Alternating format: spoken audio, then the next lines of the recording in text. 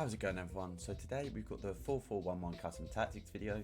Now this is a formation I've started to use a little bit more, play about with, test some different tactics with, and post patch it's been pretty solid. Now I was gonna have a few tutorial videos out today, but obviously with the announcement of the new patch coming next week, I thought we'll hold off on them just in case they're not relevant in like a week's time or so.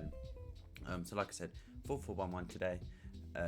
Defensively, this is actually a very solid formation, and offensively it offers you sort of the same as a 4-4-2, but with a mixture of like the 4-2-3-1 at the same time. So it's a formation I'd highly recommend trying out.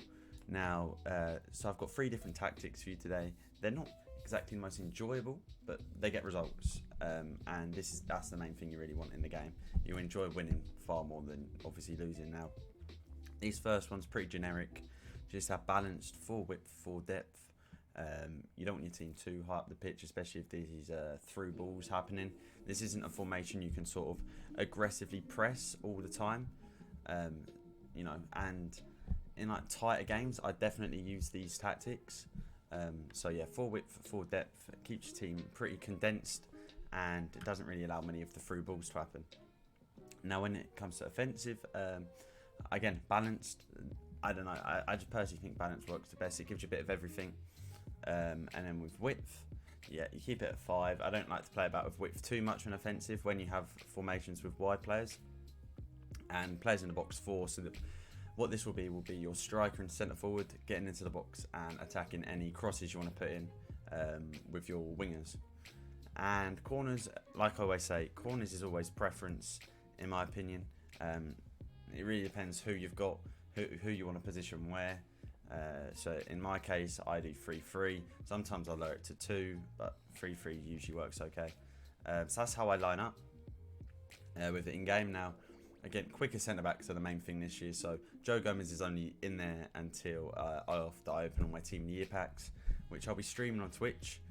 So link to that will be in the description. Make sure you check that out. You don't want to miss it. I've got like over 300 packs or something saved. But anyway.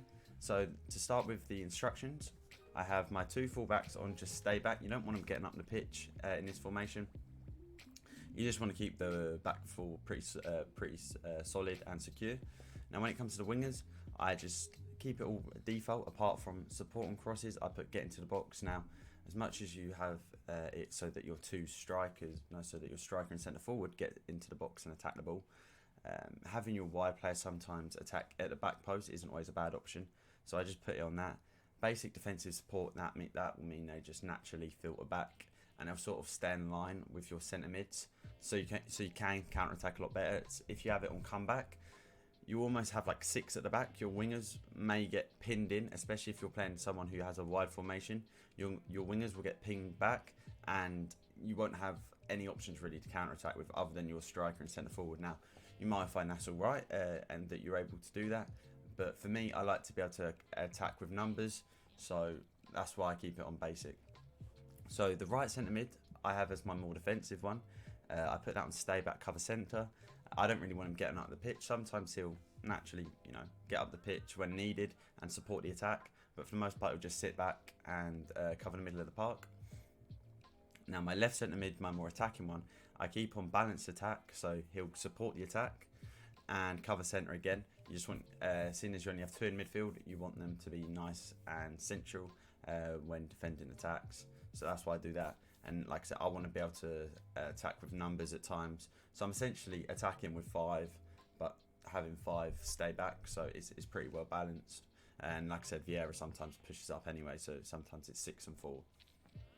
Now again, same thing with the left mid as the right mid. The centre forward, I have on stay central, stay forward. I don't want my centre forward dropping back. I don't want him drifting out to the wing. That's why I have Rashford and Mbappe there. I want him just sitting there, being almost like a cam role, but also a second striker, getting into the pockets, picking up the ball, and then, sending Ronaldo on through balls or distributing it out to my wingers. So I don't want him drifting out wide. I want him to set up the pitch. I don't want him dropping back because sometimes the centre forward can play like a cam and sometimes drop backwards in the attacks and support the midfield. I don't want that in this formation or in this set of tactics even. I want to be able to, like I said, counter attack with numbers. And Neymar isn't much used defensively anyway. And then the same on my striker. Again, keep him up the pitch, keep central, just so he's an outlet. And then if you want him to make wide runs, you can always manually do that. Now, the next tactic we have is more of an aggressive one. Like I said, this isn't the best formation to go with when you want to play aggressive, but you can at the same time. So I put on press after possession loss. Last year I used to play press after heavy touch. It really isn't that good this year. Press after possession loss is far better. Your team's often higher at the pitch. You can win it back quickly and then work an attack off your opponent's mistakes. So you up the depth to 7. You want a high line of engagement. You don't want your team that far back, especially if you're playing a press. You're gonna have to take risks, like with potentially, you may concede more through balls using this, but that's the risk you take. You're looking to really outscore your opponent more than anything, more than not concede. You're looking to just score goals with this, and the press after possession loss, like I said, high line of engagement, and you're looking to win the ball back as quickly as possible.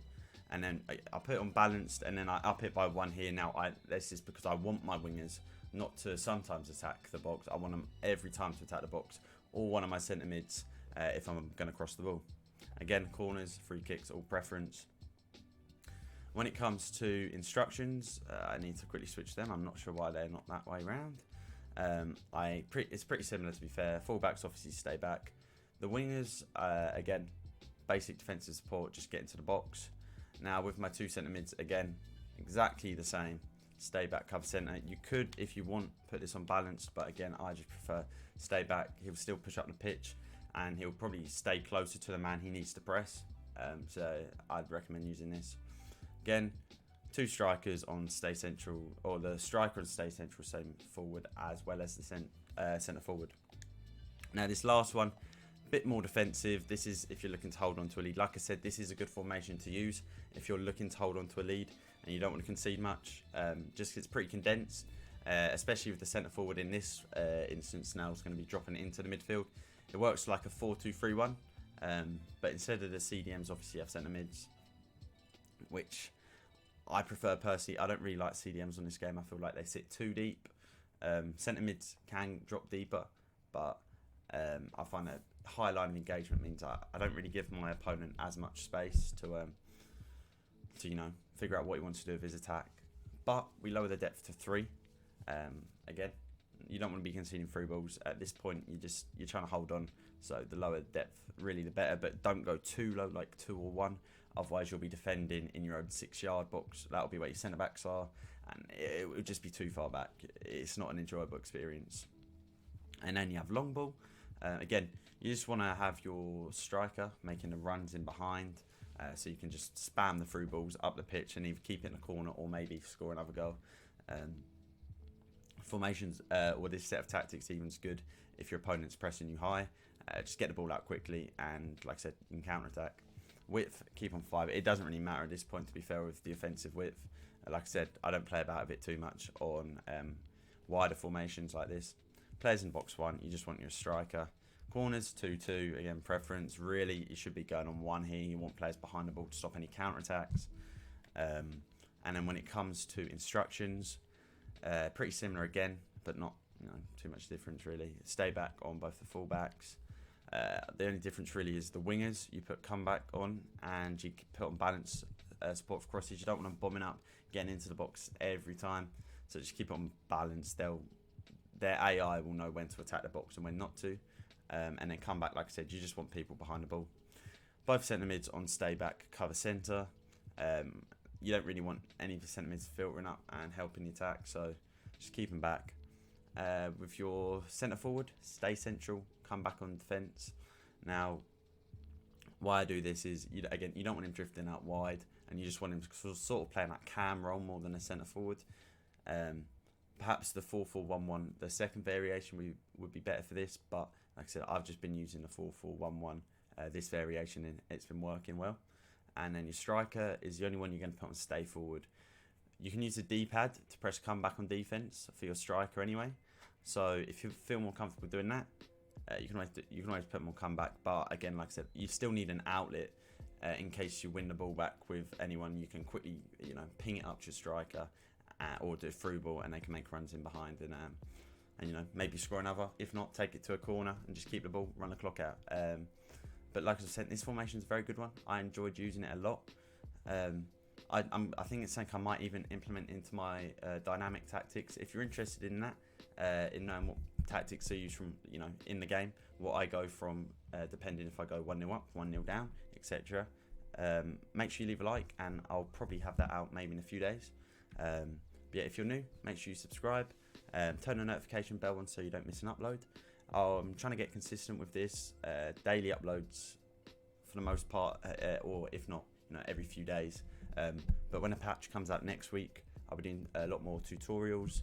Again, we just need to see what the gameplay's like with it, if anything really changes significantly. I know they're patching my glitched chip shot, or volley chip, whatever they wanted to call it, which is a shame, but at the same time, it was going to have to happen at some point. And obviously, they're nerfing the bridge a little bit, or improving the defensive AI when defending the bridge. But yeah, hopefully you enjoyed the video, and I'll catch you soon with another, most likely, tactics video tomorrow.